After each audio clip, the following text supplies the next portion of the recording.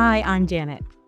And I'm Mekel, and we are Bloomwell Partners, your home for all things grief literacy, leadership, and workplace well-being. In our first episode, we're going to share how Bloomwell came to be, talk about why grief matters in the workplace, and offer you a few tools for mindful leadership. Are you ready? Let's go. So, why don't I start with my experience with grief? We've got to go back 30 years to 1995, before the internet even existed. My mom, Cass, died at the age of 49 from breast cancer, and I was 18, and I was about to start university. And back in those days, I love to say that there's more information, and there is, but in 1995, there was very little support for anybody grieving, myself included. As a teenage girl, I was really just expected to get on with my life. All those cliches that you hear about grief, they were told to me over and over again about how my mom wouldn't want me to stop living my life and how I needed to go to university and all this kind of stuff. And so really, I tried to push forward and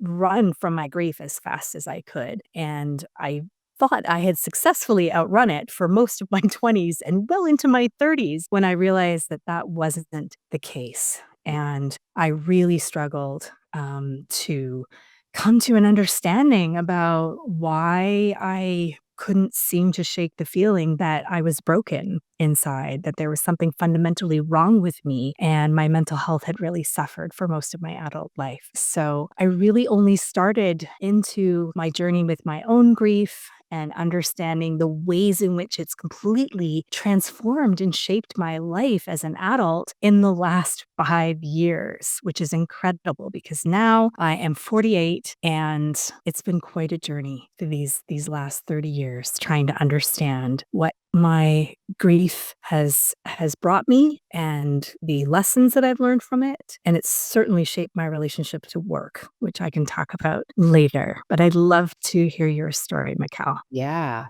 So I was a little bit older than you, but just like you, Janet, I had my track shoes on. I was determined that I was not going to let grief win.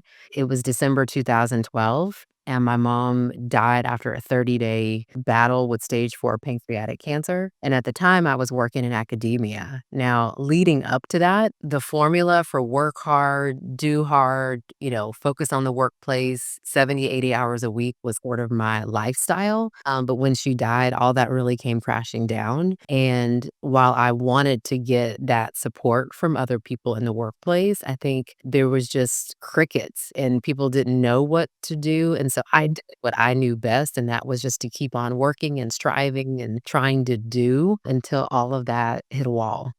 And so, like you, I've been sort of focused in this realm for 12 years, 12 and a half years now, almost 13, but certainly taken a toll and significantly impacted, honestly, my decision to stay in the workplace, which we'll talk about in later conversations. But it has definitely been a journey and one that sort of led us to a meeting of the minds, if you will, on Instagram. Yes. Yes, fast forward to 2021 when I had started the Mother Love Project in 2020 because it was the 25th anniversary of my mom's death. And something that I've never spoken about before is that my mother wasn't buried anywhere. And so there is no physical place for me or anyone to mourn her. That was really weighing on me. So in June of 2020, I started a project called the Mother Love Project, and you came across my Instagram account. Talk about the power of the internet, sort of transferring my grief journey. Yeah. And you reached out to me and sent me a DM in 2021 asking me if I wanted to do an IG live. And I remember thinking immediately, yes, I definitely want to do that. And we met that way, which was so exciting. It was super exciting. Yeah, like, what had happened in my world, to give a backdrop, was my dad passed away in March 2020, literally the week before the world shut down because of COVID, and I remember wanting to connect with people who were also grieving. I thought, "Well, God, we can't meet for coffee anymore, so let me maybe do some Instagram Live." And slid into your DMs, and thankfully, you said yes, and very similar to you, Janet, like, right off the bat, I was like, "Huh." There's something there. Yeah. And, I think with your expertise in the corporate realm and my expertise in mental health, it was like, "This is like a dynamic duo, let's do this." Yes, let's do this. I think having been through in a leadership capacity the pandemic, and looking at my colleagues and what I had been through and the burnout that we were all really suffering, I just saw that there were managers everywhere just being crushed under the burden of what they were trying to deal with very little to no support. And just thinking like, I think that this is such a huge need for organizations to have this kind of support for managers in the workplace from a developmental, professional development, education perspective. And yes, I have lots of corporate experience and as an executive, but I'm not a mental health professional. And I would never have felt comfortable going into any kind of professional environment to position myself that way as some sort of expert on grief. I just really felt uncomfortable about that. And so, I realized after talking to you and when we first met before the IG Live, I remember getting off the call and thinking, I feel like I've known you for my whole life, which is for just such a long time. When you meet somebody and you think, wow, like I really feel like I know this person, even though we grew up in very different places, Right. in different kinds of families, although I think our families were very similar in a lot of With similarities, yeah. yeah, there's some similarities, but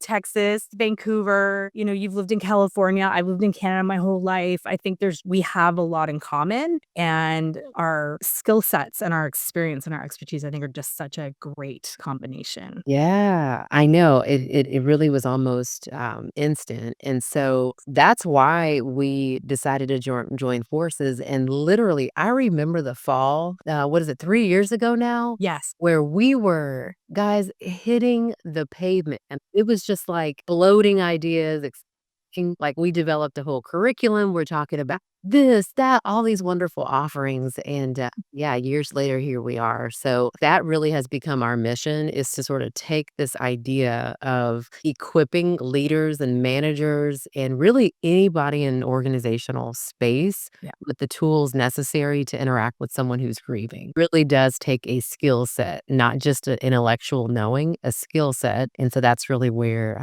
we come in, and I think do a really amazing job. Yeah, we do. We're really amazing. We're a very dynamic duo. And I think one of the things that we've seen in our work over the last 3 years is that not only is there such an incredible need for grief education in the workplace and just in society in general, because we live in a grief illiterate culture, but that grief is so all encompassing. When we talk about not just death, but divorce, layoffs, infertility, pet loss, like there's so much grief in the world that I think that people have a very, as we all do, a very limited idea of what acceptable grieving is, a result of is, well, the death of someone close to me, right? That's an acceptable reason to be grieving. Not for too long. No, can't do that. For a very short period of time, you're allowed to grieve. But all of these other things are playing out in the workplace that are having similar impacts that we're seeing everywhere. And I think that's really where our work is so valuable to organizations, is that we can come in and help people to understand what is going on in your work culture right now. Yeah, and, like, why fundamentally this matters, I mean, the truth is as you named, because grief is universal. Not one of us is gonna skate through life without being touched by the effects of a loss, whether that be physical death or otherwise, which is why we are there to help shine a light on it. We recognize, like, talking about death and loss in the workplace doesn't feel sexy, but we also know that as we talk about it, as we shine a light in this setting where we spend the majority of our days, we spend most of our time with our coworkers and in workplaces. And when we do that, there's a ripple effect in the home and how we connect with other people outside of the home. So again, that is why we are so passionate about this, because we know it matters not just at work, but outside of the workplace. Yeah.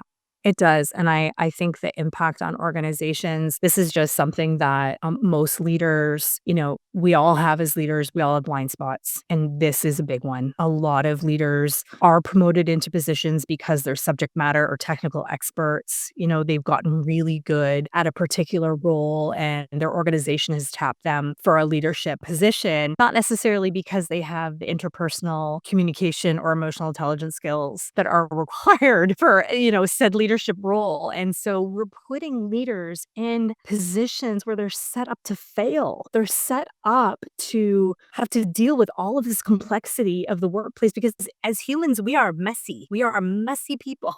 Oh, yeah. Our emotions are messy, and there's it's no different at work than it is at home. And so, leaders are really fumbling around, honestly, and at no fault of their own, to Yeah. be frank, trying to find out, how do I help my team? How do I deal with this colleague that drives me crazy?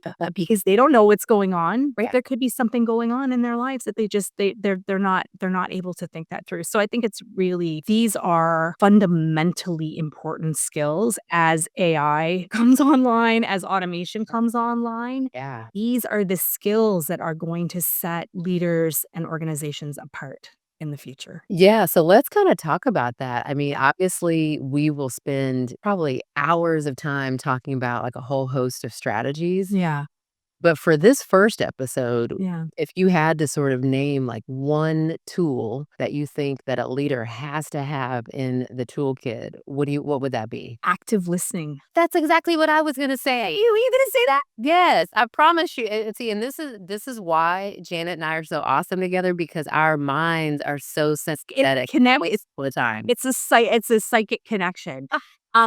Yes, active listening. Most people are listening to talk instead of listening to hear.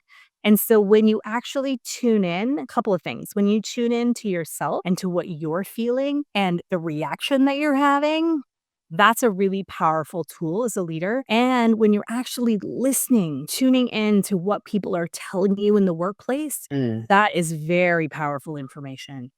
Most people don't do that. They're waiting for the other person to stop talking so that they can just say whatever it is that they're going to say, and they're not listening to what's actually being communicated. So I think that active listening is fundamentally important. Absolutely, yeah, that literally I was like, "I'm gonna say listening because about that," but I love how you framed that it's not just about listening externally to what the person's saying, it's about listening to what's happening within you Yeah, as they're communicating, right? Which takes a different level of, emotional awareness and intelligence. it Uh, does. but Yeah. I think when we think about grief and loss, there are a lot of things at play within us, right?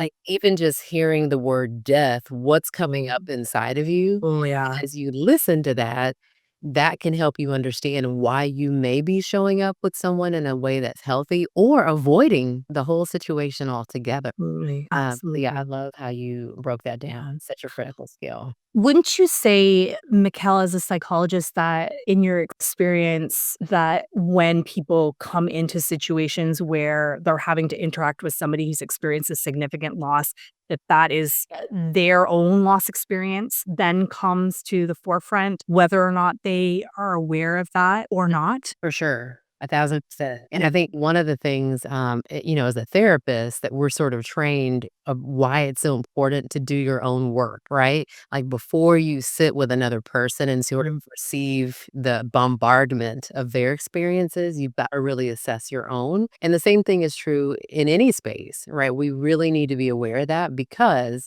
as that person shows up, guess what? All of the dust is going to be kicked up in our own lives That's right. can absolutely affect, how we show up for the other person or not. So, yeah. Yeah. And when someone's in a leadership role or acting in a leadership capacity, the way that they respond to that person in their time of need really is so critical. It can be very make or break for Yeah. that individual. And I think that that's why, we all come into the work, as you say, with our own experience and our own bias, right? And our own blind spots. And if we're not aware of those, if we don't have a certain level of self awareness, the reactivity that we can have going into those conversations can really set off, that other person and re-traumatize them or cause them additional pain and hurt and suffering that we don't intend. That's the thing. We don't intend for it, but it's happening anyways because we're not aware of all that dust, that emotional dust that's getting kicked up in those conversations. That's right, and that's one thing I love about Bloomwell, and I think Mhm. sort of differentiates us. There's one thing to know about grief, what it is, the myths around it, and just be educated. There's something different with self self-awareness, which is so critical, right? And that's part of the work that we do in organizations is, yes, here are all the facts about grief. And now let's sort of turn the mirror, if you will, and look at the impact of what we know on ourselves so that now we can actually represent ourselves to the grieving person in a different way. And like it's going to help them actually grow and bloom well in the space. So it's an exciting adventure for sure. It is. Yeah. It is. One that I've loved doing with you. And I love doing it with you. I think one of the things that can feel really scary to people is the idea that they would be examining these things in front of their coworkers.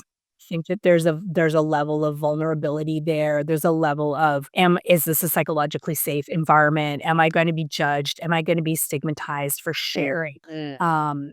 Any of these experiences, which are deeply personal, right? And we're all so aware of, oversharing in the work environment. I think that what we do so well is create that safe container for people to come into that space and understand that they can share as much as they want or as little, that those self-reflection and self-awareness pieces can be done on their own time, at their own pace. It's not threatening, it's not scary. And we really are here to provide very practical tools and strategies for people to enter into these conversations so they feel better equipped and they feel more confident and they feel like, okay, I can handle this when it comes up. And I think that that's really important. No, it's super important. And so hopefully what you've sort of gleaned today as you're watching this or listening to this is that we are a little bit different in the approach that we take. Yes. And we highly value that self-evaluation piece because we know that as we evaluate ourselves, we can then in turn be available to those around us. So one of the cool things that we created, I think last year, was the 6 Core Strategies for Managers Guide. It's a free resource that we put together to really help you have something tangible and practical. Like you could literally print this PDF, Yeah. flip it in your desk, and as you're interacting with an employee, pull it out and be able to have some real live tools. And it's short. And it's short and practical and usable. Yeah. So we're not talking 50-page manuals. We're talking a very condensed sort of list of tools for you. So yeah, I guess we should also share about our website. Yes. And our We're so excited about our website, which is brand new. Yeah. Yeah, we have a brand new fresh face, and so we're excited about all that. So, to recap our first episode, like we shared about our own grief stories and their relationship to the workplace, described why it's so important to talk about grief in that environment, and then offered you one foundational tool, active listening, that we think is going to help propel a lot of other skill sets that we'll talk about in future conversations. Yes. So next time, we're going to talk about how to show up for a grieving coworker. So if you have any workplace situations that you're dealing with or any questions you'd like us to answer, please leave us a comment below and we promise to speak to it in our next episode. Absolutely. And while we end our things for today, we want you to always remember that we are here to help you bloom well, no matter what you do or where you work. Thanks for tuning in.